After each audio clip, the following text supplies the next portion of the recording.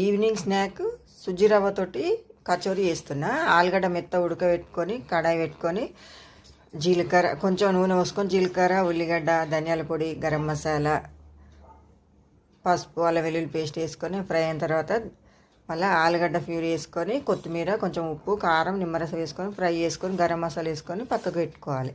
తర్వాత మళ్ళీ కడాయి పెట్టుకొని ఒక 2 గ్లాసుల సూజీ రవ్వకు 3 గ్లాసుల వాటర్ వేసుకొని బాగా ఉడికించుకోవాలి.